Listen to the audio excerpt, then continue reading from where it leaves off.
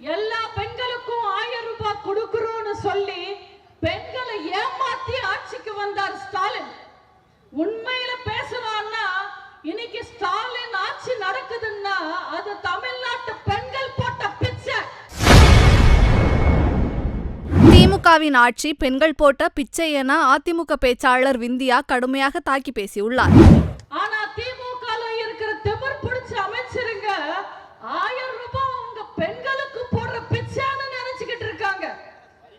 இந்த 1000 ரூபாய் திமுக உங்களுக்கு தர உரிமை தொகை கிடையாது.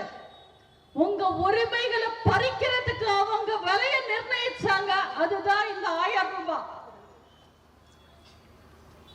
ஏதோ கூட்டணி பலத்தை வச்சுக்கிட்டு ஒவ்வொரு மீட்டிங்லயும் ஸ்டாலின் பேசுறாரு.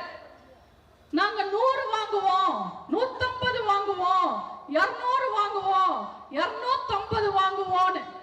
இதே நிலைமையில ஆட்சி போச்சுன்னா ஒரு முறை வாங்கினாங்களே 1991 வெறும் 2 சீட்டு, அந்த 2 சீட்டு கூட கிடைக்காது.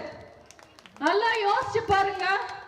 நல்லா படிக்கிற பையன் என்னைக்குமே நான் 100க்கு 100 வாங்குவேன்னு சொல்லவே மாட்டான்.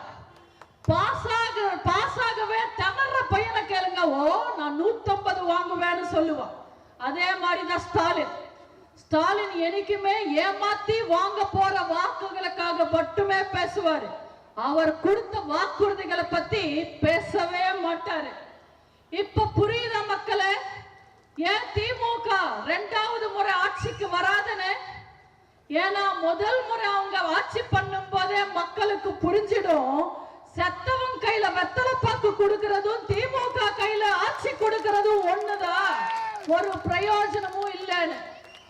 மேடைக்கு மேடை அப்பாவும் பையனும் நாங்க இலவசம் கொடுத்தோம். செய்திகளை உள்ளது உள்ளபடி தெரிந்து கொள்ள ரெஃப்ளெக்ட் நியூஸை சப்ஸ்கிரைப் பண்ணுங்க.